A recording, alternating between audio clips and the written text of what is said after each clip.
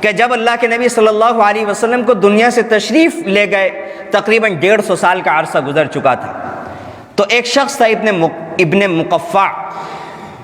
اس کو ایک کافروں کے ایک ٹولے نے، ایک جماعت نے تیار کیا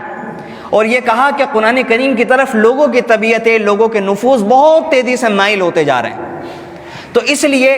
ہمیں قرآن کریم جیسی کوئی کتاب تیار کرنی چاہیے۔ تو لہٰذا انہوں نے اس شخص کو جو شاندار ادیب تھا، اپنے فن کے اندر، عربی دانی کے اندر اعلیٰ صلاحیتوں کا مالک تھا،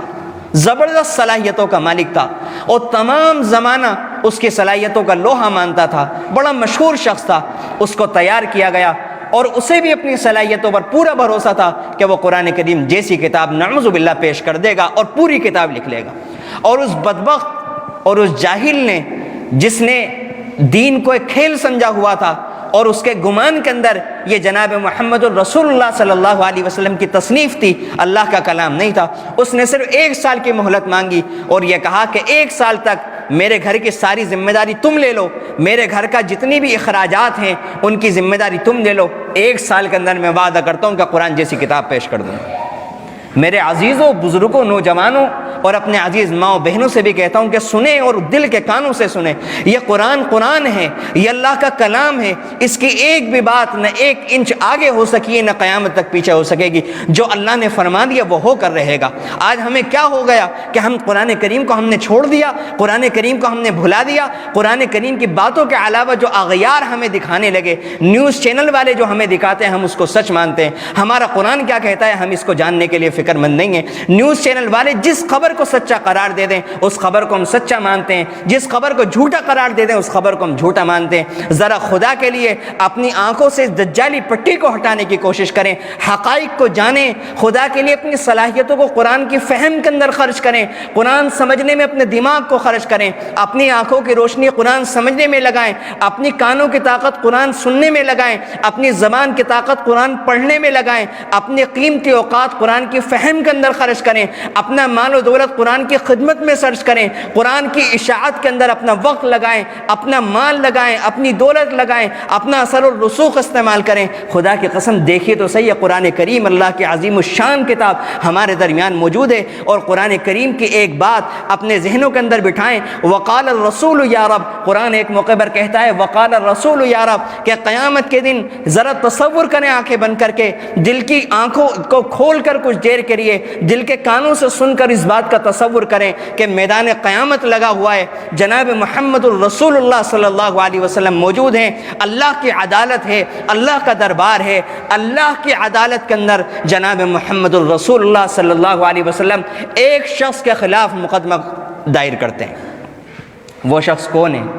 وہ شخص وہ ہے وقال الرسول یا رب ان قوم اتخذوا، اے میرے پالنے والے، اے میرے رب، ان قوم اتخذوا، یقیناً میری قوم، کون ہے اللہ کے نبی صلی اللہ علیہ وسلم کی قوم، کون ہے اللہ کے نبی صلی اللہ علیہ وسلم کی امت، ہم ہیں اللہ کے نبی صلی اللہ علیہ وسلم کی امت، ہم ہیں اللہ کے نبی صلی اللہ علیہ وسلم کے ماننے والے، ہم ہیں اللہ کے نبی صلی اللہ علیہ وسلم کا کلمہ پڑھنے والے، ہم ہیں اللہ کے نبی صلی اللہ علیہ وسلم کی رسالت کا اقرار کرنے والے، ان کے خلاف اللہ کی عدالت میں، ہمارے خلاف اللہ کی عدالت میں مقدمہ دائر ہوگا۔ مقدمہ لڑنے والے کون ہوں گے؟ جناب محمد الرسول اللہ صلی اللہ علیہ وسلم۔ کوئی تصور ہے جس شخص کے خلاف اللہ کے نبی صلی اللہ علیہ وسلم مقدمہ لڑیں، کیا اس شخص کے حق میں مقدمہ وہ جیت سکتا ہے، یا اللہ کے نبی صلی اللہ علیہ وسلم کے حق میں اللہ تعالیٰ فیصلہ کریں گے؟ جرم کیا ہے؟ جرم یہ ہے ان قوم اتخذوا هذا القرآن مہجورا، اے اللہ یہ میری قوم ہے، انہوں نے قرآن کو چھوڑ دیا تھا، انہوں نے قرآن کو پس پش ڈال دیا تھا۔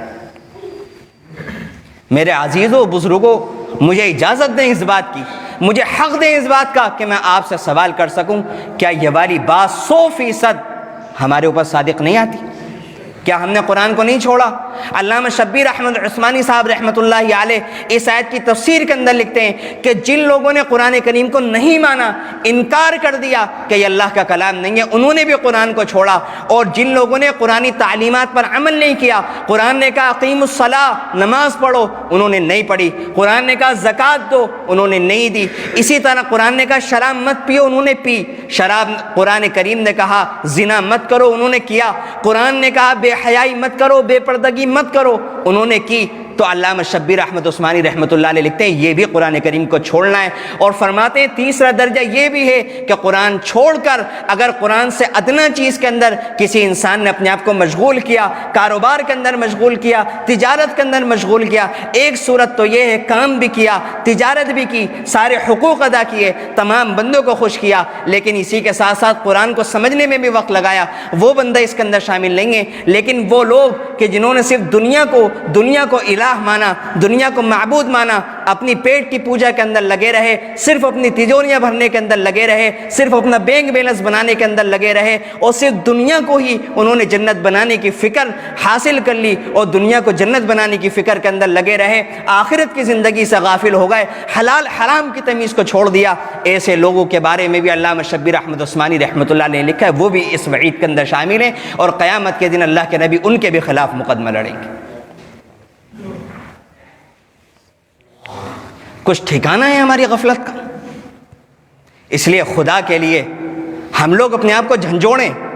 اور خدا کے لیے اس بات پر ہمیں فوری طور پر عمل کرنے کی ضرورت ہے۔ اس بات کو ہم اس بات کے اندر نہ لے کر جائیں کہ سن لیا، بہت اچھی بات، بہت اچھے انداز کے اندر، بہت چیخ کر بیان کرنے والے نے بیان کر دیا، جمعے سے پہلے کی ایک رسم پوری ہو گئی، ہر جمعے کی طرح ایک مضمون بیان کیا گیا، اور ہم اپنے گھروں کو چلے گئے، اور اس کے بعد جیسے کسی بات پر عمل نہیں کیا جاتا۔ اس بات کو ایسا خدا کے لیے نہ چھوڑا جائے، خدا کے لیے نہ چھوڑا جائے۔ باقی میں وہ واقعہ عرض کر رہا تھا، اس کو پورا کر دوں، وقت ہمارا ختم ہونے کے قریب ہے، کہ جب اس شخص نے 1 سال کا وقت لیا، اور لوگوں نے، ان کافروں کی جماعت نے اس کے خرچ کی ذمہ داری 1 سال کے لیے اپنے ذمے لے لی، 6 مہینے کے بعد ان کو خیال ہوا کہ جا کر دیکھے تو صحیح، 6 مہینے میں شاید آدھا قرآن تیار ہو گیا ہوگا۔ میرے عزیزو، سنیں، ان دل کے کانوں سے سنیں کہ اس وقت جب وہ پہنچے اس کے کمرے کے اندر، تو انہوں نے دیکھا کہ سامنے کاغذ پڑا ہوا ہے سادہ سا، اس بندے کے ہاتھ میں قلم ہے، اور وہ بہت گہری فکر کے اندر ہے، بہت گہری سوچ کے اندر ہے، اس کے آس پاس میں پھٹے ہوئے کاغذوں کا انبار لگا ہوا ہے۔ جب اس سے پوچھا گیا کیا کر رہے ہو، کتنا لکھ دیا گیا، کتنا قرآن تم نے تیار کر دیا، وہ کہنے لگا خدا کی قسم 6 مہینے گزر گئے، ایک لفظ بھی نہیں لکھ سکا، لکھتا ہوں پھاڑ دیتا ہوں، 6 مہینے گزر گئے، ایک لفظ بھی مجھ سے نہیں لکھا جا سکا، اور مجھے اس سے معذور سمجھا جائے، میں اس بارے میں کچھ بھی نہیں کر سکتا، میں قرآن نہیں لکھ سکتا۔ میرے عزیزو، یہ قرآن ہے۔ آج اس وقت الحمدللہ پورے روئے زمین پر ہم اس پوزیشن میں ہیں، خدا کے فضل و کرم سے، اپنے تمام تر گناہوں کے باوجود، اپنی تمام تر کوتاہیوں کے باوجود، الحمدللہ ثم الحمدللہ، ہر مسلمان اس پوزیشن پر ہے کہ وہ ہم ٹھوک کر کہہ سکتا ہے کہ آسمانی کتاب اس زبان میں، اس طریقے پر کہ جس طریقے پر 1450 سال پہلے اللہ کے سچے پیغمبر جناب محمد الرسول اللہ صلی اللہ علیہ وسلم پر جبرائیل علیہ السلام غار حرا کے اندر لے کر آئے تھے، اور اس کے بعد مختلف جگہوں پر لے کر آئے تھے، وہ سارا کا سارا قرآن الحمدللہ رب العالمین سے لے کر من الجنت والناس تک، ایک ایک زبر کے ساتھ، ایک ایک زیر کے ساتھ، ایک ایک پیش کے ساتھ، ایک ایک کلمے کے ساتھ، ایک ایک حرف کے ساتھ، ایک ایک آیت کے ساتھ، ہر ایک سورت، ہر ایک پارہ، پورا کا پورا قرآن کریم الحمدللہ اپنی اصلی حالت کے اندر موجود ہے، اور تا قیامت موجود رہے گا۔